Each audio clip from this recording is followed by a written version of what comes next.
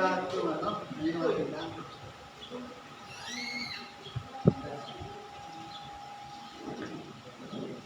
Sound.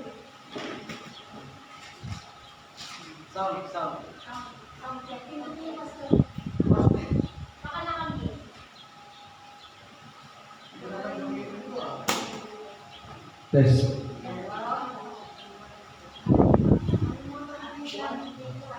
Hindi ko na alam gamitin. Kompleto yung ano, mas sponsor. Mga trabaho dito.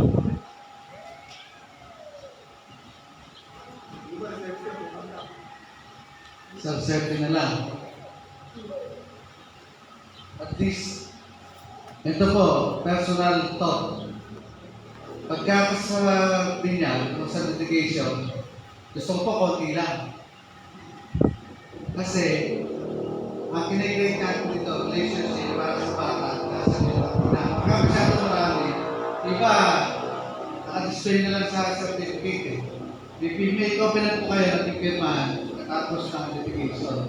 Pagka pumirma kayo dito, hindi na matatanggal yung pangalan nyo. May pananagutan ako kay Kyle Brent. So, diba? Sasabi ko lang, lagi ko sabi, dapat meron ka pamilya na sponsor ninong at ninang. Siguro sana na dahil si Brian, si Faith, gano'n din ang tingnan natin. Anyway, yun po ang bahagi ng ninong at ninang. Hindi dahil ninong at ninang pagka December lang. Yung pagiging ninong at ninang po, panghabang buhay. Daily routine. Kapag hindi kaya gawin ng magulang, sa bata, kayong gagawa, pananagutan ninyo. Well, dako na tayo sa ating paninimulan. Pagkatapos namin born again, hindi po ibig sabihin na ito ay reliyon. Hindi rin po ang pagiging born again ay bahagi ng simbahan. Pagka sinabi po natin born again, ito ay nagkaroon ng spiritual reborn. Ano ibig sabihin ng spiritual reborn? Nagkaroon ng kapahanakan spiritual at nagkaroon ng relasyon sa ating Panginoon Kristo bilang sariling Panginoon at tagapagligtas. Spiritual reborn sa pamagitan ng banal na Espiritu ng Diyos. Di ba? Pagka nagpe-pray tayo sa ngalan ng Ama, ng Anak at ng Espiritu Santo. Hindi pwede ang Diyos ay isa lang in His character. Kaya tayo naniniwala, kayo ba naniniwala? Tatango lang kayo pagka naniniwala kayo. Naniniwala ba kayo na ang ating Diyos ay nakukompose ng tatlong persona, Diyos Ama, Diyos Anak at Diyos Espiritu Santo. Yung reborn na tinanggap natin yung bagong buhay. Bilang tao, tinanggap natin yung bagong buhay. And it will not happen unless we receive the Lord Jesus Christ as our Lord and Savior sa pamagitan ng pananampalataya sa ating Panginoon Kristo. Wala naman tayo ibang pag-uusapan dito. Diyos Ama, Diyos Anak at Diyos Espiritu Santo. Ngayon, pag-uusapan po natin dedication ng bata ito sa ating Panginoon, kay Kyle. Si Jesus Christ din ay nando. Pagkatapos niya ipanganak, 8 araw after he was born, dinala siya sa templo. Hinihintay siya ni Prophet Ana, saka ni Prophet Simeon. Priest Simeon, para yan sa Diyos. Sabi kasi, pinangako ng banal na Espiritu kay Simeon, hindi siya mamamatay hanggat hindi niya nakikita ang pagliligtas ng Israel. And when Jesus Christ brought to him, pinakita ng Diyos sa kanya na ito na yung tagapagligtas ng Israel. Kaya, pwede na siya mamatay.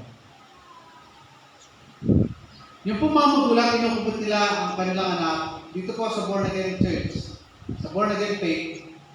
Ang magulang po, hindi basta anak lang. Yung anak dapat matutong manalangin, dapat yung anak matutong magbasa ng Biblia, dapat yung anak matutong makapag-fellowship. At yung po ay tungkulin ng mga magulang. Hindi pwede hindi gagawin ng mga magulang. Ngayon po, ang aking conviction, lahat ng tatay dapat spiritual leader ng kanilang tahanan. Spiritual leader ng simbahan ng kanilang sambayanan. Hindi ng kanilang bahay, kundi ng sambayanan. Sino ba yung sambayanan? Yung mga tao na sa loob ng bahay. Yun yung kanyang pinaglilingkuran, yung kanyang pinangunahan bilang spiritual leader. In other words, gusto ko ang mga tatay maging pastor ng kanyang pamilya. Sa kanya matututo mag-pray yung bata, sa kanya matututo magbasa ng Biblia yung bata, sa tatay matututo magsimula yung fellowship ng bata sa Diyos. Kasi kung hindi pa ninindigan ng tatay, baliwala ang lahat. Kaya sabi nga, parang nakikita ba sa born again? Ang born again po kasi hindi reliyon.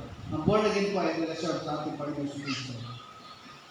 Ang mga magulang po will commit na palalaki ng kanilang anak para makita ng panuntunan ng Biblia sa panuntunan ng ating Panginoon. In knowledge and love to God. Praying that one day, yung bata na ito ay lalaki at merong pag-ugali ng isang Kristiyano.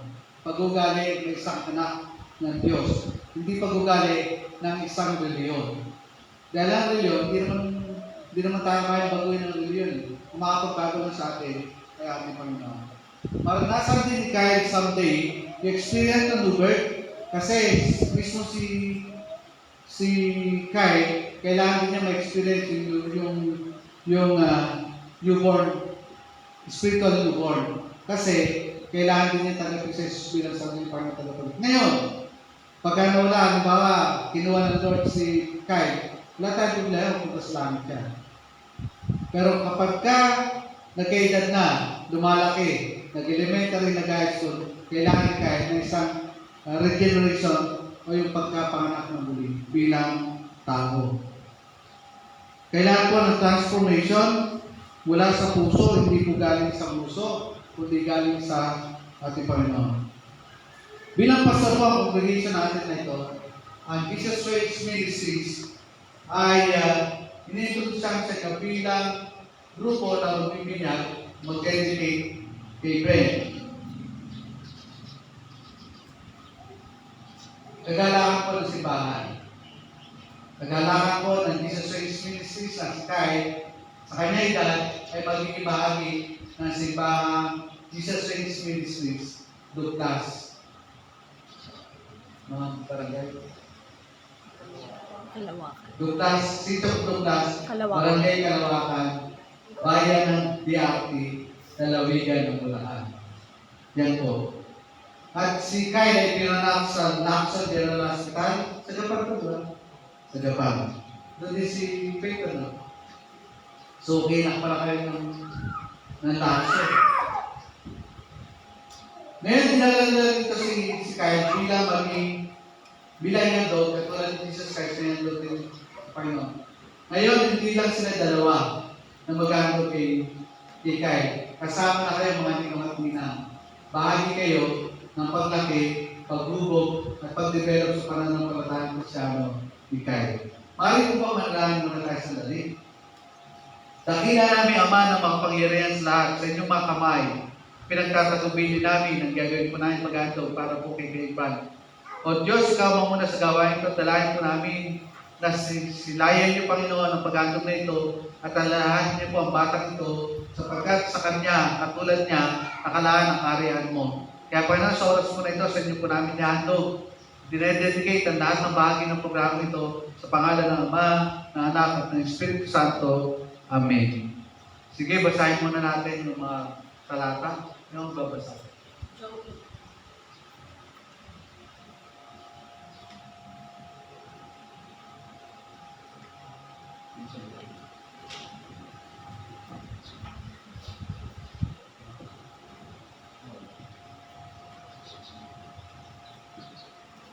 From the book of Mark, chapter 10, verses 13 to 14. People were bringing little children to Jesus for him to place his hands on them, but the disciples rebuked them. When Jesus saw this, he was indignant. He said to them, "Let the little children come to me and do not hinder them, for the kingdom of God belongs to such as these. Truly I tell you, anyone who will not receive the kingdom of God like a little child will never enter it." And he took the children in his arms, placed his hands on them, and blessed them. Deuteronomy chapter 6, verse 6 to 7. These commandments that I give you today are to be on your hearts.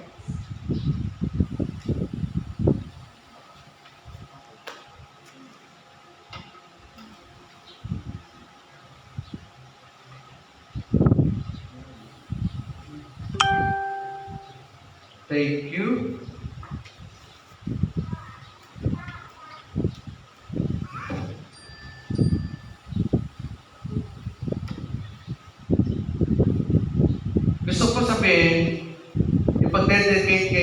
kay Kyle, hindi po gawain ang reliyon. Ang pagdala po ng mga magulang niya dito para ipakita na si Kyle ay nandun kay Lord bilang bahagi ng simbahang Kristiyano.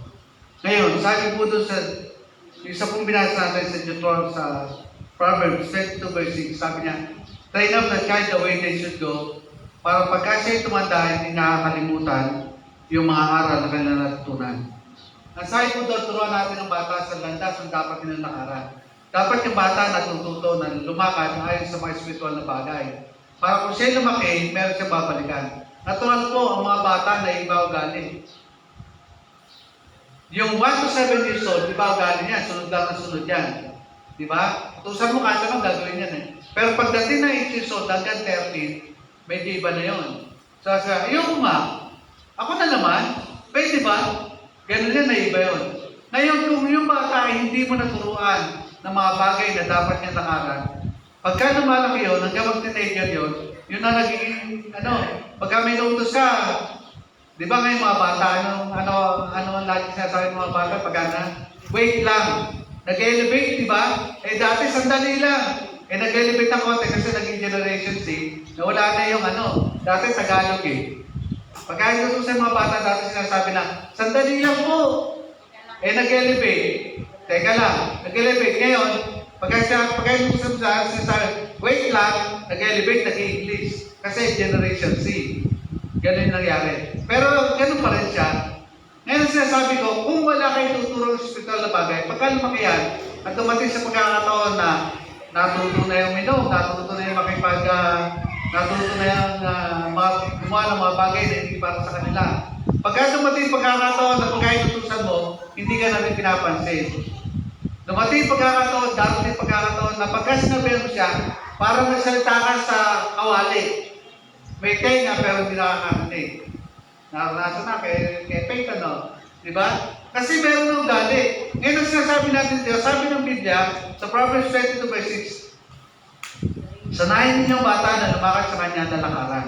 Para kung siya'y lumaki, meron siyang babalikan. Paano kung hindi natin naturuan na magbasa ng Biblia? Hindi natin naturuan manalangin? Hindi natin naturuan sumunod sa mga utos ng Diyos? Wala silang babalikan. Pagka dumating pagkakataon, na gusto na lang magbupayos yung buhay nila, hindi nila alam kung ano gagawin nila. Bakit? Kasi wala silang natutunan ng spiritual ng mga bagay. At the same time, pagka naman sila ay naturuan mo na magkaroon, na babalikan, ay turo mo sa kanila yung spiritual na bagay. Pag dumating pagkakataon, na kaya nila, nag-decision sila, gusto ko nang bumalik sa landas na dapat ng lakaran. Gusto ko bumalik sa kalooban ng Diyos. Meron silang babalikan. Bakit? Kasi meron kayong tinuro. Pag wala kayong tinuro, wala silang babalikan. Kaya mahalaga yung mga bagay. Kaya ngayon, ang aking desire na yung mga kalalakihan namin sa simbahan ay maging spiritual leader ng kanilang sambayanan. Ngayon, tinatry na natin na maging ganon na mangyayari. Kasi gusto ko pagdating ng panahon, hindi nila pagsisihan na yung mga anak nila wala nang tutunan sa kanila. Importante po. Kaya sabi ng Deuteronomy, train up the child the way they should go. Sa landas na dapat nilang lakaran. Landas na dapat nilang lakaran. Hindi yung landas na gusto natin. Ang sinasabi ng Biblia, landas na dapat nilang lakaran. Kasi pag sila laki, hindi nila iwanan yung kanilang natutunan. Sana, kahit sa inyo, may mga anak kayo, pero alam niyo po ba na ngayon, we can create criminals at the age of 16. Alam niyo ba yun? Pwede ka makagawa ng sanggan o pwede ka makagawa ng hepe ng mafia, pwede kang gumawa ng pusakan na kriminal at the age of 16. 16 na taon lang, pwede ka makakrate ng walang yan tao. Pabayaan mo lang siya sa lahat ng gusto niya. Dalhin mo lang siya sa landas na hindi parang niya dapat lakaran. Darating time, problema na nandito na niya. Dito sa Pilipinas, kailan ba nagkaroon ng problema ang komunidad? Noong nagsimula ang mga tatay nag-abroad. Kailan ba nagsimula ang mag-abroad yung mga tatay dito sa Pilipinas? During 70s, marami na umalis, meron ng Saudi. Dati pagdating na 80s, matawag na sa anak ng mga nagsa-Saudi, Saudi boy. Sila yung merong magaganda sapatos, sila yung merong magaganda pantalon galing sa Saudi. Pagdating dito, Doon ako una nakakita sa klase ko ng Levi's 501. Hindi pa nililinis sa Pilipinas yung Levi's 501, sila meron na. Pagka maglalaro kami ng basketball, isa lang hinihirap ko ng sapatos yung Saudi boy namin. Kaya, pare-pare naman ng sapatos mo, maglalaro lang. Ang ganda sa sapatos niya. Una-una nakakita ko na Adidas Abdul Jabbar. Sa klase ko, nakita ko, pwede mo mayroon yung sapatos mo, maglalaro lang basketball. Kaya nung naglalaro pa, sapatos ka Abdul Jabbar. Bigati mo naman Abdul Jabbar. Sapatos ka Abdul Jabbar. Sapatos ulit. Anong sinasabi nito? May mga panahon na dapat makita natin nilandas na dapat namin. Para pagkalapag sila, hindi nila iwanan yung mga turo na natutunan nila sa mga magulang. Yun yung importansya na dapat natin gawin. Ngayon, ulit, mga ngako na naman itong mag-ama na ito, itong mag-asawa na ito. Meron 5 bagay akong nilista dito. Ba't puro 2 number ito? 6 pala. Sasagot kayo ulit na, ano sasagot nyo? Opo, gagawin namin. Una, kinikilala nyo ba, mag-asawa, na ang inyong anak ay regalo mula sa Diyos? Nagniwala ka na. Pangalawa, kayo ba'y nagpapasalamat dahil sa mabuting kalooban ng Diyos sa inyo bilang mag-asawa at binigyan kayo muli ng Diyos ng pangalawang anak na lalaki upang maging kaganapan ng inyong pagsasama bilang mag-asawa? Yung panganay kasi, babae, kaya nga yung pangalawa na.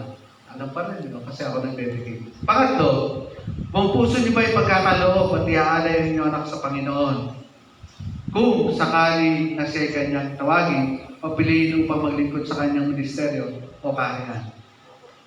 Ito hindi natin tinutos. Kaya lang, at least sa binyag pa lang, alam na natin, just in case tawagin yung anak nila, baka maging problema. At least sila, pwede sabihin ng anak niya, Daddy, Mami, nangako kayo na Lord nun. Just in case lang naman. Just in case, tawagin ako sa full-time ministry, maging pastor, maging manggagawa ng Diyos. Papayag yun, sinabi niyo yun. Pwede lang panghawakan nyo. Pang-apat, nangako pa kayo na inyong palalaki ng inyong anak sa disiplina at tagubilin ng Panginoon. Okay. Marami kayong saksi rito. Panglima, nangako ba kayo na magbibigay ng isang Kristiyanong tahanan at edukasyon mula sa aral ng Biblia para sa espiritual na kalinangan ng inyong anak? Last, huli na. Humingi ba kayo ng pagpapala ng Diyos na gabayan at protektahan ang inyong anak? Mahirap po magpalaki ng bata. Totoo. Day after day, mahirap eh. Lalo ngayon, alam niyo ba na nalaman ko yung Generation C? Yung mga babae sa Generation C, okay lang sa kanya ng pre-sex. Pagpunti siya, wala silang pakialam. Palalagyan nila, wala silang pakialam. Ganun na yung mga kabataan niyo. Age 14 hanggang 16, na nasakop ng Generation 6, ay Generation C. Yung mga pinanganak noon, 3-5 years ago, mga dalaga na ngayon. Sa kanila, okay lang sa kanila na mag-build siya. Wala pa na natin na. Ganun yung karakter ng mga Gen Z. Wala silang pakialam na sa makipag-presex sila. Eh ngayon, pagka ikaw tatay, parang hirap tanggapin nun. So, Brian, matatagaw ba yung panganay mo? Dumating time na winonsa nyo. Sabi niya, pagmamalama, tay, ano ba tawag sa'yo, Brian? Daddy, nakipag-sex ako kanina. Sa kanila baliwala yun. Pero sa'yo, tayong tanggapin na gano'n lang. Di ba tayo mga gusto natin, pagka nakipag-relasyon anak natin, gusto natin, at least, pagka nililigawan pa lang, nasa bahay na, nakakarap na bahay. Eto, pagdating sa'yo, dati nakapag-sex ako kanina, okay lang sa Generation C. Yun ang kahirapan ng mga kabataan niya. Okay sila sa gano'n. Nakakalungkot, di ba? Ewan ko, nalulungkot bilang spiritual na tatay na aming simbahan. Nalulungkot ako na gano'n na yung karakter ngayon ng Generation C. Hindi natin alam. Meron palang gano'n ka. Kaya nagulat ako nung isa na interview na gano'n yung Generation C. Sabi ko, nakakalungkot naman. Bilang isang tatay, dating tatay yung isang, dati nakapag-sex ako kanina. Inaya ako nung jowa ako kanina. Pati mga pangalan din, iba niya. Di ba nakakalungkot? Ngayon, bilang congregation, meron mga member dito ng church, ng Jesus Christ Ministries, Duplas. Meron din sa pananagutan. Meron po kayong pananagutan kay Kyle. Ngayon, para sa inyo, church, sa DRN Duplas, inaanyayan ang kongregasyon ng mga ako ng suporta para sa mga magulang at anak, kadalasan sa pamamagitan ng pagtugon ng we will o we do. Kayo ba'y nangangako na magiging bahagi? Nandito pala yung leader. Kayo ba'y nangangako na magiging bahagi ng paglago ng pananampalataya ni Kai? No? Opo, nangangako po kami. Spiritually, gagabay siya na matutunan ng mga spiritual na bagay hanggang sa kanyang paglaki. Hanggang umabot siya doon sa punto na siya na rin magdadala ng anak niya rito at ihatong para sa Panginoon. Nangangako ba kayo? Opo, nangangako po kami. Panuntunan yan. Panginoon, sinaharap namin sa iyo ang aming mga anak, si Kai. Nagtitiwala sa inyong mapagmahal at napangalaga at panalangin na makilala kaniya bilang Panginoon at tagapagligtas. Ngayon, papakinggan naman natin yung declaration ng mag-asawa na ito. Basahin na yung iba dapat basahin. Para maririnig naman din naman din. Okay, babasa. Panginoong Jesus, Christine Diana, at ako si Brian, ay Inihahandog ang aming anak, kay Brent D.G. Laksina, sa iyo at nananalig po ako sa iyong pagmamahal na pangangalaga at sa aking panalangin para sa aking anak na si Kyle Brent Laksina, ay tumugon sa gawain ng iyong banal Banal na Espiritu upang dalhin siya sa pagtitiwala sa iyo. Ama, bilang tagapagligtas, Kinikilala namin na bagaman ang aming anak ay walang kasalanan, siya ay isa ring makasalanan.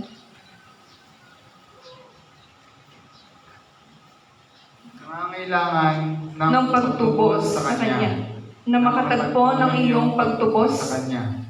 Walang iba kundi si Jesucristo. Nangangako kami bilang mga magulang na palalakihin si Kyle Brent sa disiplina at ang mga anak ng Panginoon. Sa pananalangin na balang araw ay ipanganak na muli at tinatanggap si Jesus bilang Panginoon at tagapagligtas. Baka din na siya, no? Kahit, ihandog na natin. Pari bang, yun ba talaga? Tayo kayo mga ninang, paligid kayo dito sa kanila. Ay naya natin kayo. Hello. Ikutan nyo lang para marinig nyo.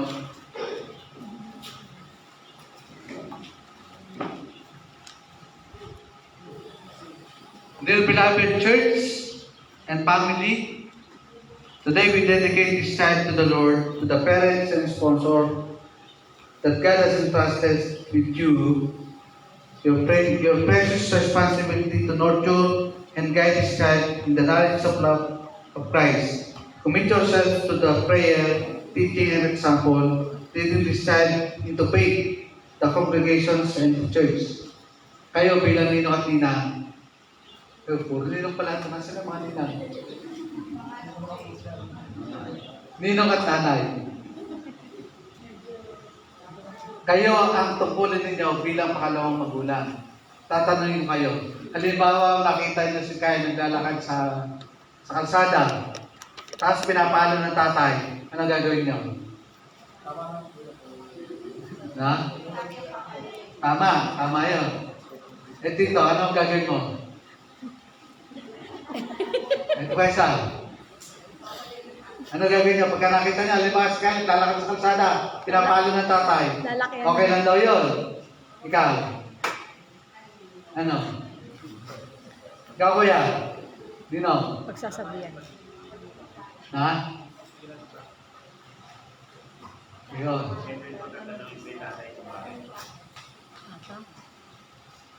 Ikaw, kuya? Nagulat kayo, may tanong mo ang ganito. Ano?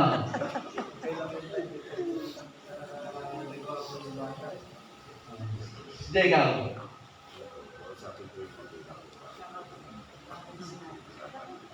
Kasi bilang, halimbawa kayo, tatanungin kayo, kung anak nyo, naglalakad sa kalsada, pinapaalam ng ibang tao, anong magiging damdamin nyo? Magagalit ba kayo o patutuwa?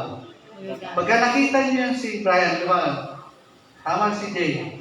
Tanongin nyo, bakit naman pinapaalam na anak ko? Bakit naman ganyan niya? Nasa kalsada pa. Hindi ka na nahiya yung anak mo pinapaalam, nakita ng ibang tao na pinapaalam. Authority po na magulang ng pala niya anak. Pero, autoridad nyo rin bilang pangalawang magulang. Nasi tayo mo, bakit? Bakit po pinapaalam pa ang nagawa kasalanan? Kung tama naman, okay lang. Kung mali naman ginagawa, dapat pagsabihan. Kaya mo bang gawin kay Brian nyo? Kaya nyo. Kasi ginawa niya kayo ibig sabihin, kung ano yung pagkakamali niya, itutuwid niya yun. Kaya kakinong-ninong niya, kahit hindi kumalang ninang, para sa inyo lahat, nagtitiwala sa inyo bilang kumpare. Ang pagiging kumpare, hindi lang pagka-December. Ang pagiging kumpare throughout the year. Kaya nga sabi ko, dapat mayroong kapamilya. Buti, may kapatid, may tiyuhin, may pinsan. Para pagka nagkamali si Brian, mayroong susweto. May limitasyon pa pagiging magulang. Pagkamali na, tungkulin ng magulang na pag-aralin ang kanya anak. Ngayon, kahit na milyonaryo si Brian, kung hindi niya pag-aaralan anak, nakasalanan niya yun. Ano gagawin niyo? Tulak ko si Brian na pag-aaralan niya anak na, makagraduate. Para magkaroon ng sariling buhay, may pagkukunan ng kanyang buhay. Paano ko hindi pag-aaralan to? Hindi nga pinag-aaralan ng magulang ko, ayaw ko mag-aaral Ba't ko pag-aaralan?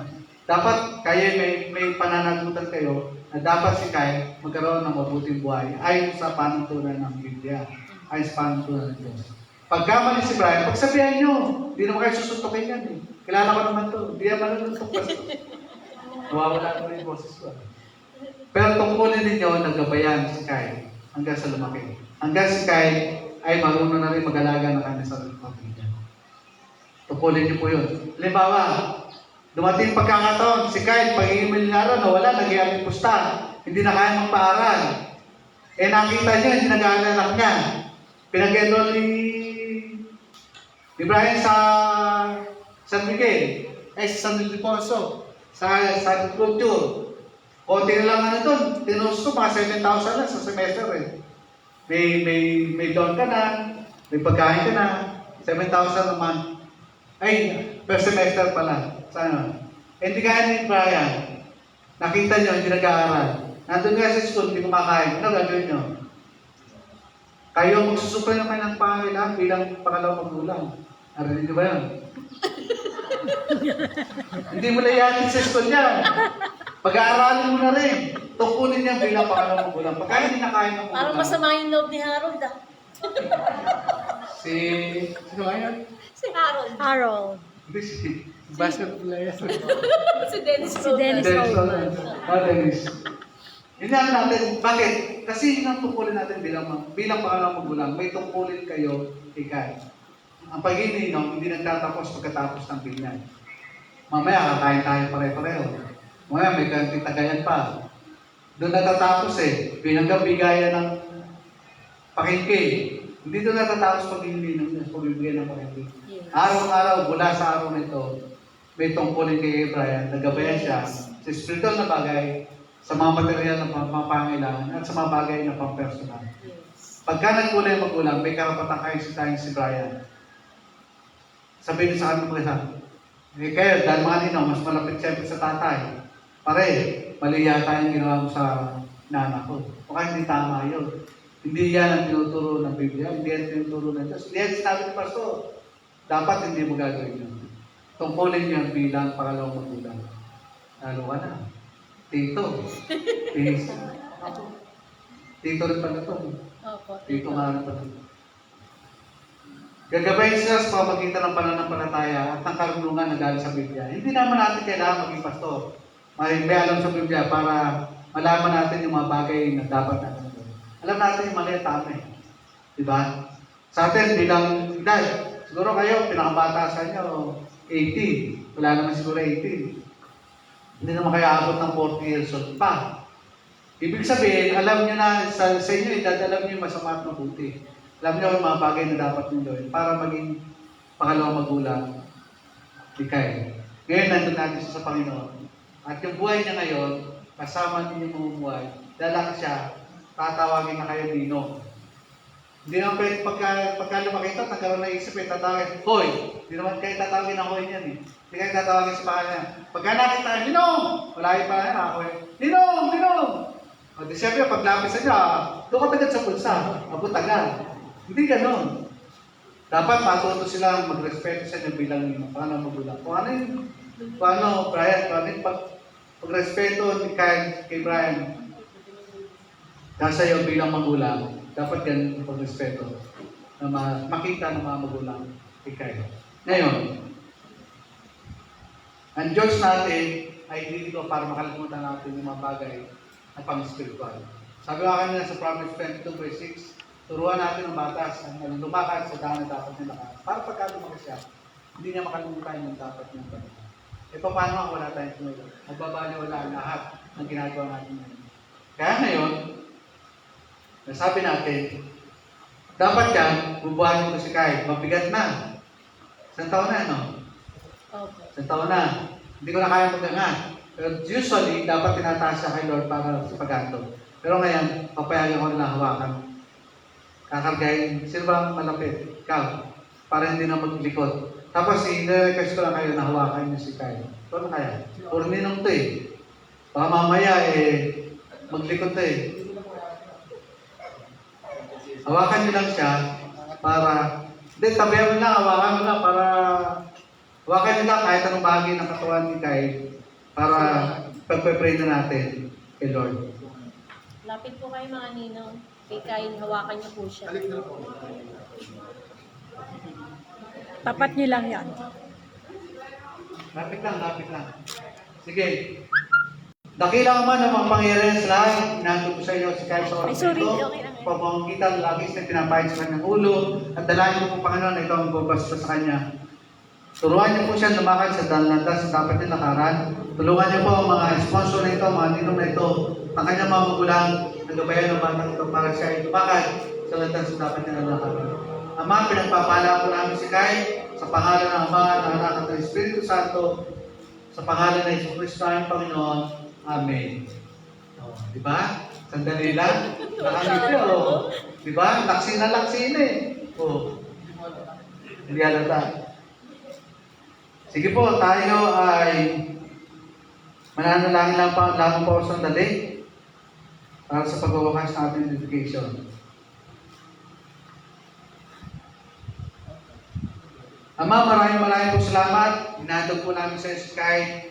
Friends, sa oras na ito, dalahin po namin, Panginoon, na iyong kamay, ang iyong mukha, ang iyong paggabay, ang pag-iingat sa Kanya, hindi po ibibigay sa Kanya mula sa araw na ito. O Diyos, sabi na yung mga salita, sa kanila nakalaan ng iyong marian. Kaya nga po, Panginoon, sa oras na ito, dinadalangin namin, natulungan niyo po ang kanyang mga magulang na gabayan si Kai, sa kanyang buhay bilang isang tao, hanggang dumating pagkakataon na siya rin mismo ang magdadala ng kanyang anak at ihanap sa inyo bilang Panginoon at tagapagligtas ng kanyang buhay. Ama, sa iyong pangalan, ihanap po siya ngayon at magpakailanman sa pangalan ni Jesus. Amen. Naroon po ngayon sa inyo, wala na pala. Wala tayong audience, puro din natin na kasi special to. Pinapayag ko na si Kai ay nahandog sa ating Panginoon bilang bata. Dinala siya ng kanyang mga magulang para maging may handog sa ating Panginoon bilang bata at tumahan sa kagustuhan natin Panginoon bilang isang handog. Ngayon,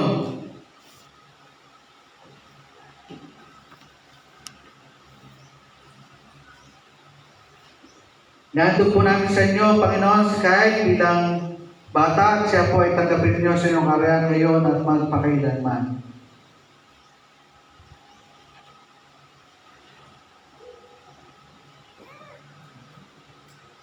Gumagalaw kasi aking cellphone eh. Sorry. Tumampas na naman. Sige po, muna po kayo ulit. Nasa closing na tayo. Ang bata ay formal na inaalay sa pangalan ng Ama, ng Anak at ng Espiritu Santo. Minsan may isang sertipiko, ito pala. Pipirma ko pala nila. Dalawang kopya po yung pipirma ninyo, isa kasi kopya ng church. Isa ay kopya ng mag-asawa. Kung saan po yung pangalan nyo, ay sa taas ng pirma. Sa taas, di ba? Opo. Ayun. Dalawa pwede pirma ninyo. Pwede lang maghiwalay. Habang tayo ay may certificate to para katibayan ng pag-aantog kay Kyle ay legal. Doon po sa certificate, nakalagay po yung license number ng simbahan na nagpapatunay na siya ay inandog sa pamamagitan ng Jesus Reigns Ministries Douglas Satellite. Yan. Una-una pala pipirma si Dennis. Sige po, dito na po natin tatapusin ang ating pag-aantog. At ako po ay nagpapasalamat sa inyo sa pagbabahagi ninyo bilang inaanak na ngayon. Bilang inaanak, kaya inaanak, pangalawa kayo magulang. O, lumayo ka doon dyan.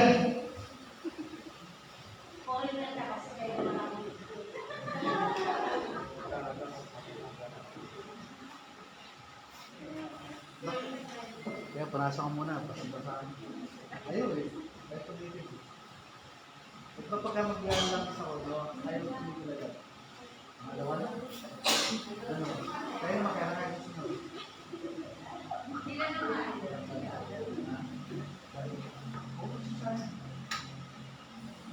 Ay, nakasino yung gagawin. Gawin mo sa sarili.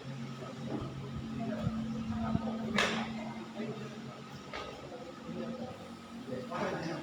Pero kailangan sa pagkanin yung tayo. Kasi hindi ka kasama. Hindi ka makasali ko. Nakakalis ko. Negative. Hindi ako hindi ka kasama. Bababae. Bababae. Talagang natin pag may bago eh. Oo nga tayo na. Sandali lang naman.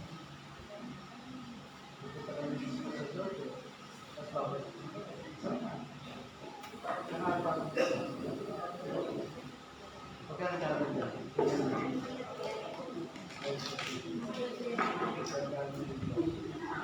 Ay, 5 years pa lang. Saan?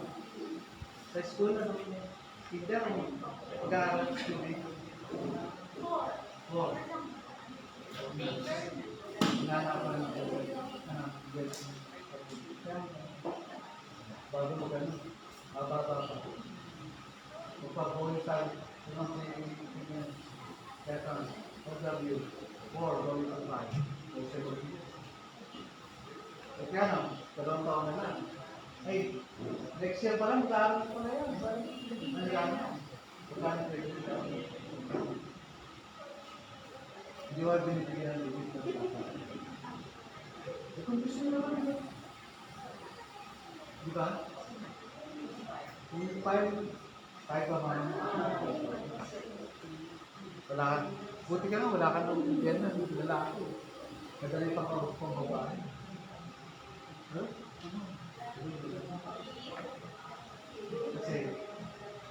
Kasi nakakaganda. Lalo nga hindi.